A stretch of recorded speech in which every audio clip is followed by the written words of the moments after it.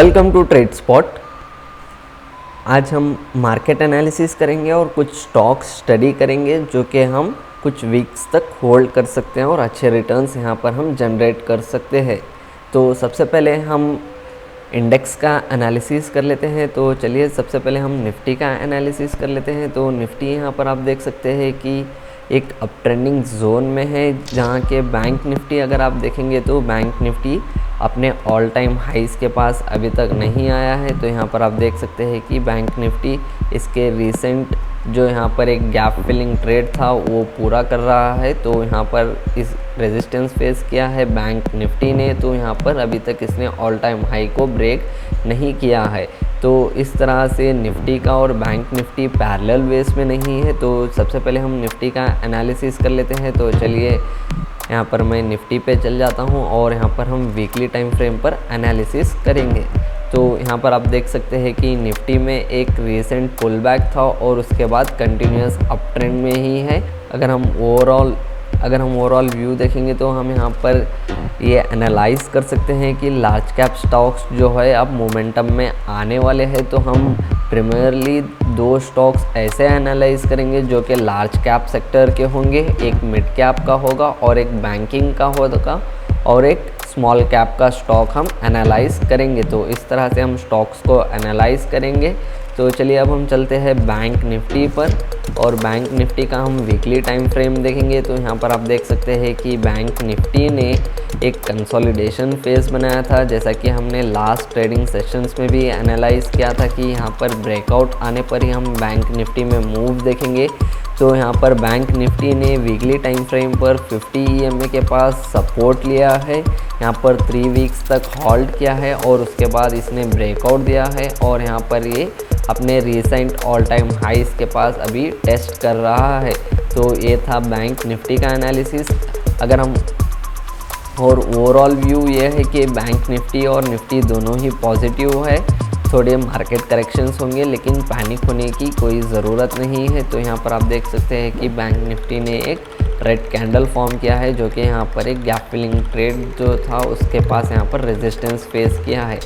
तो चलिए अब हम दूसरे इंडेक्स का एनालाइज करते हैं, जैसे कि निफ्टी 500। यहाँ पर आप देखेंगे तो निफ्टी 500 ने भी ओवरऑल रिकवर कर चुका है। और अगर हम मिड कैप और स्मॉल कैप की बात करते हैं तो चलिए अब हम मिड कैप और स्मॉल कैप भी देख लेते हैं। मिड कैप भी ठीक ही ट्रेड कर रहा है और यहाँ पर आप देख सकते हैं कि ये 50 मूविंग एवरेज के पास आके इसके पास आके फिर से ऊपर की तरफ जा रहा है। और अगर हम निफ्टी स्मॉल कैप की बात करेंगे तो यहाँ पर आप देख सकते हैं कि निफ्टी स्मॉल कैप थोड़ा सा वीक है, इसलिए हमने इस वीडियो में सिर्फ लार्ज कैप्स को ज़्यादा प्रेफरेंस दिया है और स्मॉल कैप का सिर्फ एक ही स्टॉक है जो कि सोलार सेक्टर का है, जो कि अपकमिंग हम एनालाइज करेंगे। तो अगर आप निफ्टी स्मॉल कैप देख सकते हैं तो यहाँ पर ठीक 50 EMA के पास ट्रेड कर रहा है और एक इनसाइड कैंडल भी बनाया है। तो इसके ब्रेकआउट आने पर ही हम यहाँ पर एक बुलिश व्यू बना सकते हैं निफ्टी स्मॉल कैप पर। तो चलिए अब हम चलते हैं कुछ स्टॉक्स पर। तो यहाँ पर सबसे पहला स्टॉक है इंडियन होटल। इंडियन होटल मैंने पहले भी रेकमेंड किया था, तो जो कि यहाँ पर आप देख सकते हैं, यहाँ पे मैंने रेकमेंड किया था इंडियन होटल्स को। और यहाँ से अगर हम परसेंटेज वाइज देखेंगे तो यहाँ पर आप देख सकते हैं कि अराउंड 50% रिटर्न्स इंडियन होटल्स में आ चुके हैं। तो चलिए अब हम यहाँ पर एनालाइज करेंगे इंडियन होटल्स का और ट्रेड कैसे लेंगे, सभी हम यहाँ पर अब एनालाइज करने वाले हैं। तो जब ये स्टॉक रेकमेंड किया गया था तब ये 50 मूविंग एवरेज के बिलो ट्रेड कर रहा था जो कि वीक था। लेकिन अगर हम अभी इसका ट्रेंड देखेंगे तो यहाँ पर आप देख सकते हैं कि ये 50 मूविंग एवरेज के पास ट्रेड कर रहा है। और अगर हम इसका प्राइस एनालाइज करेंगे तो यहाँ पर आप देख सकते हैं कि एक बार इसने रीटेस्ट किया था और उसके बाद लगातार ऊपर की तरफ जाता गया और जैसे जैसे प्राइस मूव होता है और यहाँ पर आप देख सकते हैं कि इसमें जो गैप था वो बढ़ता जा रहा है। और अगर हम यहाँ पर देखेंगे तो भी यहाँ पर 50 EMA से बहुत ज़्यादा दूर है, जो कि एक इंडिकेट करता है कि ट्रेंड स्ट्रॉन्ग है। और यहाँ पर एक बेस फॉर्म किया है, तो हम बेस ब्रेकआउट होने से पहले ही ट्रेड लेंगे।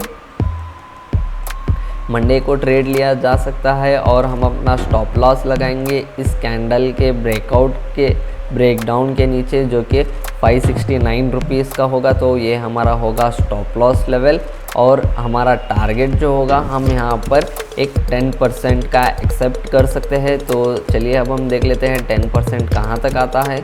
तो यहाँ पर 650 होगा हमारा टारगेट, जो कि हमें अच्छा खासा रिस्क टू रिवॉर्ड रेशियो भी प्रोवाइड करता है, जो कि 570 यानी कि 17 रुपीज़ का हमारा एसएल होगा इसमें। और 650 का जो लेवल है इसमें हमारा प्रॉफिट टारगेट होगा 60 रुपीज़ का। तो यहाँ पर एक रिस्क टू रिवॉर्ड रेशियो आके 1:3 का यहाँ पर हमें एक ट्रेड मिलता है इंडियन होटल्स में। तो चलिए अब हम चलते हैं दूसरे स्टॉक पर।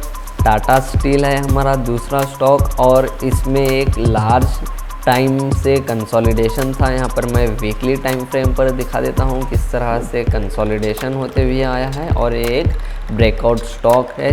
जुलाई 2021 में इसने एक रिसेंट हाई क्रिएट किया था, और उस रिसेंट हाई को इसने अभी ट्रेड कर रहा है उसी रिसेंट हाई लेवल के पास। और यहाँ पर आप वॉल्यूम्स भी देखते हैं कि कंटिन्यूस इंक्रीज़ होते हुए आया है, और यहाँ पर एक हेल्दी कैंडल के साथ इसने ब्रेकआउट दिया है। तो यहाँ पर टाटा स्टील भी एक अच्छा ट्रेड बन सकता है। तो चलिए अब हम डेली टाइम फ्रेम पर जाके इसका एनालिसिस करते हैं टाटा स्टील का। अगर हम डेली टाइम फ्रेम के एनालिसिस देखेंगे तो यहाँ पर आप देख सकते हैं कि एक तो इसका गैप जो है इंक्रीज़ हो चुका है, और दूसरा जो है यहाँ पर एक फ्लैग एंड पोल पैटर्न का भी ब्रेकआउट आया है, और वॉल्यूम स्पर्ट भी यहाँ पर आप देख सकते हैं। तो अगर आप एंट्री लेंगे तो यहाँ पर एंट्री होगी, और ये होगा आपका स्टॉप लॉस लेवल, या फिर आप इसके लो पर भी स्टॉप लॉस लगा सकते हैं। और टारगेट्स जो है ओपन रहेंगे टाटा स्टील में, क्योंकि एक लॉन्ग टर्म बेस ब्रेकआउट है, मल्टी ईयर ब्रेकआउट है। तो यहाँ पर बहुत ज़्यादा एक्सपेक्टेशंस रख सकते हैं टाटा स्टील में। तो चलिए अब हम चलते हैं दूसरे स्टॉक पर, जो कि है पंजाब नेशनल बैंक। और पंजाब नेशनल बैंक में आप देख सकते हैं कि एक बेसिंग पैटर्न का ब्रेकआउट आने वाला है। यहाँ पर रेजिस्टेंस फेस करके रेड पे क्लोजिंग दिया है। तो यहाँ पर जब भी ब्रेकआउट आएगा तभी भी आप एंटर कर सकते हैं, या फिर अभी एंटर करेंगे इसी जोन पर। और यहाँ पर ये जो ब्रेकआउट यहाँ पर एक जो कैंडल फॉर्म किया है, इस पर आप अपना स्टॉप लॉस प्लेस कर सकते हैं। तो इस तरह से आप पंजाब नेशनल बैंक में ट्रेड करेंगे। तो चलिए अब हम चलते हैं दूसरे स्टॉक पर, जो कि है मिड कैप का स्टॉक डीबी रियल्टी। जैसे कि रियल्टी सेक्टर फोकस में है, तो डीबी रियल्टी ये भी पहले ही सजेस्ट किया गया था यहाँ पर ब्रेकआउट आने के बाद, और फिर से सजेस्ट किया था कि यहाँ पर रिवर्सल है। तो दोनों साइड से भी स्टॉक ऊपर ही गया है, और फिर से कंसोलिडेशन बेस बनाया है। और यहाँ पर आप देख सकते हैं कि एक ब्रेकआउट कैंडल फॉर्म होने जा रही है, और यहाँ पर वॉल्यूम भी कंटिन्यूसली इंक्रीज़ होते हुए आ रहा है। तो इसमें भी एक अच्छा ट्रेड बन सकता है। डीबी रियल्टी में स्टॉप लॉस लेवल होगा यहाँ पर, और प्रॉफिट्स जो होंगे ओपन रहेंगे।